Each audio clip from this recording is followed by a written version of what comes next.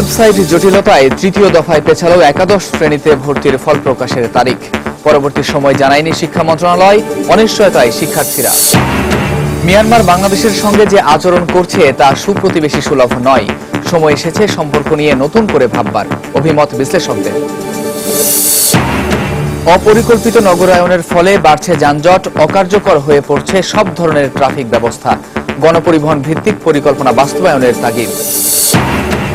ঈদে বেতন বোনাস নিয়ে অসন্তোষ হতে পারে এমন 70টি গার্মেন্টস চিহ্নিত করেছে চট্টগ্রাম শিল্প পুলিশ। পরিস্থিতি এড়াতে 15 জুলাইয়ের মধ্যে পাওনা পরিশোধের নির্দেশ। এবং বগুড়ার সারিয়াকান্দিতে যমুনার তীর থেকে 1 কিলোমিটার দূরে বাঁধ নির্মাণ করায় চরম দুশ্চিন্তায় 50,000 মানুষ। বৃহত্তর স্বার্থেই এ সিদ্ধান্ত, বলছে পানি উন্নয়ন বোর্ড।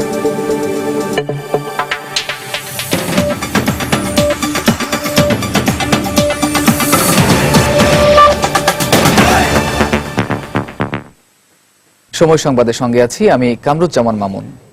ভ্যাসমল এটি হচ্ছে আয়ুর্রাস এবং আমন্ড প্রোটিন যুক্ত 60 বছরের ভরসা ন্যাচারালি ব্ল্যাক হেয়ার। তৃতীয় দফায় পেছালো 2015-16 শিক্ষাবর্ষে একাদশ শ্রেণীতে ভর্তির ফল প্রকাশের তারিখ।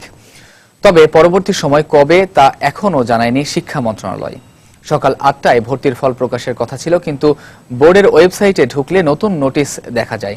এতে বলা হয়েছে প্রক্রিয়াকরণের কাজ শেষ না হওয়ায় ভর্তির ফলাফল প্রকাশ করা যাচ্ছে না। নতুন সময় শিগগিরই জানিয়ে দেওয়া হবে বলেও নোটিশে বলা হয়।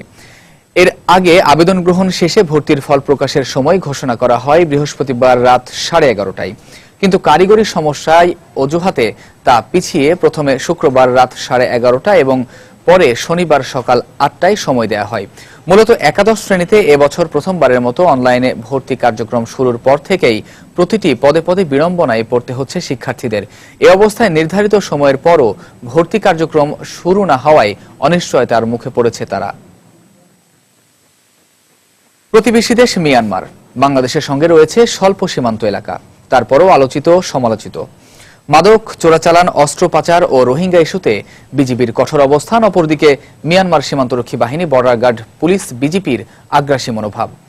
বিজিবি মহাপরিচালক বলছেন, সম্প্রতি স্থল সীমান্ত চুক্তি মেনে চলতে সম্মত হয়েছে দুদেশ। আর বিশ্লেষকের মতে সময় এসেছে বাংলাদেশ মিয়ানমার সম্পর্ক নিয়ে নতুন করে ভাববার।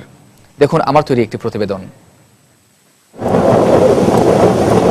মিয়ানমারের সাথে বাংলাদেশের 261 কিলোমিটারের যে সামান্য সীমান্ত ভূমি রয়েছে তা নানা বিবেচনায় জটিল। সীমান্তটির একটি অংশ ডাঙ্গা, অপর অংশ নাফ নদীর জলসীমা দিয়ে চিহ্নিত। আবার রয়েছে উপকূল ঘেঁষা সমুদ্র সীমাও। অন্যদিকে এই সীমান্ত দিয়ে জাতিগত সংঘাত ও রাষ্ট্রীয় সহিংসতার শিকার রোহিঙ্গা জনগোষ্ঠী প্রাণ বাঁচাতে চলে আসে বাংলাদেশে। এই সীমান্তে বহুমাত্রিক জটিলতা কি আকার ধারণ করেছে তার শেষ উদাহরণ নায়েক রাজ্জাকের অপহরণ।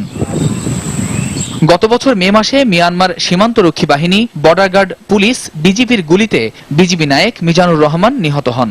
পরবর্তীতে তার লাশ ফেরত দেয়া নিয়েও নানা ন্যাক্কারজনক ঘটনার জন্ম দিয়েছিল বিজিপি। তারও আগে সীমান্ত পিলার নিয়ে সামান্য ঘটনাতেই বিপুল সৈন্য সমাবেশ করে সীমান্তে উত্তেজনা বাড়িয়ে তুলেছিল তারা। এছাড়া 2008 সালে কোনো কারণ ছাড়াই বিরোধপূর্ণ জলসীমায় যুদ্ধজাহাজও পাঠিয়েছিল মিয়ানমার। সীমান্ত সমস্যা সমাধানের একেবারে প্রাথমিক পদ্ধতি পতাকা বৈঠকে 25 জুন বিজিবি ও বিজিপি উভয়ই স্থল সীমান্ত চুক্তি 1980 মেনে চলতে একমত হন, জানালেন বিজিবি মহাপরিচালক। আমাদের যে ল্যান্ড বাউন্ডারি এগ্রিমেন্ট, যেটা মায়ানমারের সাথে আমাদের যেটা হলো সীমান্ত ম্যানেজমেন্টের জন্য, যেটা 1980 যেটা হলো স্বাক্ষরিত ছিল, তথ্য আদান প্রদান, কেউ যদি ক্রস করার প্রয়োজন হয় সেটা আগে থেকে জানাবে, এবং উভয় পক্ষ সম্মত হয়েছে যে আমরা ওই এগ্রিমেন্ট অনুসরণ করে চলবো। এটা তারা হলো যে লিখিত দিয়েছে। মিয়ানমারের সাথে বাংলাদেশের সম্পর্ক বৈরিতাপূর্ণ না হলেও তা সুপ্রতিবেশী সুলভ নয় বলে মনে করেন এই নিরাপত্তা বিশ্লেষক। মিয়ানমারের সাথে বাংলাদেশের তেমন কোনো বৈরিতা নাই যাতে সীমান্ত সংঘর্ষ হতে পারে। বর্ডারে যে সমস্যাগুলো যে দুই দেশের বন্ধুত্বের কারণে হচ্ছে সেটা আমি মনে করি না। এটা তো স্থানীয় পর্যায়ে অনেক ধরনের মাদক চক্রের সাথে এইসব চোরাচালানের বিষয় নিয়ে এইসব উত্তেজনা সৃষ্টি হয়। মিয়ানমার ব্যাপারে আমি এটা নিশ্চিত যে তারা যেসব ঘটনা ঘটে সেগুলো তারা স্বীকার করে না। কানেক্টিভিটি, জ্বালানি, কৃষি, বিনিয়োগ ও ভূ রাজনৈতিক অবস্থানের কারণে মিয়ানমার বাংলাদেশের জন্য সম্ভাবনাময়। তাই নিরাপত্তা বিশ্লেষকরা বলছেন, সবার আগে দুদেশের সীমান্তরক্ষী বাহিনীকে আস্থার মধ্যে আসতে হবে। কামরুজ্জামান মামুন, সময় সংবাদ, ঢাকা। অপরিকল্পিত নগরায়নের ফলে রাজধানীতে যানজট নিরসনের সব ধরনের ট্রাফিক ব্যবস্থায় অকার্যকর হয়ে পড়ছে এ অভিমত বিশেষজ্ঞদের। এখনই গণপরিবহন ভিত্তিক পরিকল্পনা বাস্তবায়িত হলে রাজধানীর যানজট কিছুটা নিরসন সম্ভব বলে মনে করেন তারা। এদিকে ট্রাফিক বিভাগ বলছে, রাস্তার তুলনায় পরিবহন ও জনসংখ্যার ঘনত্ব বেড়ে যাওয়ায় দিন দিন বেড়েই চলছে যানজট। এ অবস্থায় রাজধানী থেকে গার্মেন্টস ও বিভিন্ন সরকারি অফিস সরিয়ে নেয়ার পরামর্শ ট্রাফিক বিভাগের। রিপোর্ট ফখরুল শাহিনের।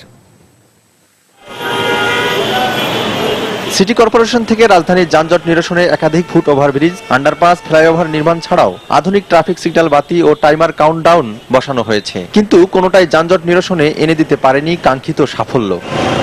বিশেষজ্ঞরা বলছেন, এসটিপি ও জাপানের জাইকা প্রজেক্টে ঢাকা রাস্তা নির্মাণের যে মহাপরিকল্পনা দেয়া হয়েছিল তার একটিও বাস্তবায়িত হয়নি। উপরন্তু ডিসিসির পক্ষ থেকে ফ্লাইওভারের মতো কিছু লোক দেখানো প্রজেক্ট বাস্তবায়নের ফলে যানজট নিরসনের পরিবর্তে তা চলে যাচ্ছে অসহনীয় পর্যায়ে। কম গাড়িতে বেশি যাত্রী পরিবহনের মাধ্যমে কোম্পানিগুলিকে লাভবান করা, জনগণকে লাভবান করা, এই যে সুন্দর সুন্দর সুপারিশ গুচ্ছমালা দেওয়া ছিল, কই একটাও তো বাস্তবায়ন হয় নাই। মাঝে মাঝে দেখা যায় যানজট নিরসনে সিটি কর্পোরেশনের পক্ষ থেকে হুটহাট কিছু ব্যবস্থা গ্রহণ করা হয়, যার মধ্যে সম্প্রতি পুরো রাজধানীতে টাইমার কাউন্টডাউন চালু করার 3 দিন পরেই তা অকার্যকর হয়ে যায়। ট্রাফিক বিভাগ বলছে, মূল সমস্যা চিহ্নিত না করে যতই ব্যবস্থা গ্রহণ করা হোক না কেন তা কাজে আসবে না। এখানে 8টা থেকে 9টা পর্যন্ত এক ধরনের প্রেসার থাকে, 9টা থেকে 10:30 পর্যন্ত এক ধরনের প্রেসার থাকে, 4টে থেকে রাত 8টা পর্যন্ত রাস্তায় আবার অন্য ধরনের প্যাটার্ন লক্ষ্য করা যায়। অর্থাৎ এই মাল্টি ডাইমেনশনাল প্যাটার্নটাকে এই ওয়ান ডাইমেনশনাল সিগন্যাল বাতি দিয়ে কভারেজ দেওয়া যাচ্ছে না। বিশেষজ্ঞরা বলছেন, যানজট নিরসনের প্রয়োজন গণপরিবহন ভিত্তিক প্রকল্পের দ্রুত বাস্তবায়ন। এদিকে ঢাকা মহানগর থেকে কিছু স্থাপনা সরিয়ে অন্যত্র নিয়ে যাওয়ার পরামর্শ ট্রাফিক বিভাগের। শিল্প কলকারখানা, মিনিস্ট্রিগুলো আছে, সেগুলো যদি ঢাকা শহরের চারদিকে 6 সিটায় দেওয়া যায়, তাহলে যানজট নিরসনে বিশেষ ভূমিকা পালন করবে। যতটুকু সম্ভাবনা আছে সেটা হলো গণপরিবহন ভিত্তিক অবকাঠামোগুলিকে দ্রুত বাস্তবায়ন করা। নগর পরিকল্পনাবিদরা বলছেন, রাজধানী যানজট যে ভয়াবহতায় রূপ নিচ্ছে তা নিরসন করা না গেলে অদূর ভবিষ্যতে ঢাকা স্থবির নগরীতে পরিণত হওয়ার সম্ভাবনা রয়েছে। ফখরুল শাহিন, সময় সংবাদ, ঢাকা।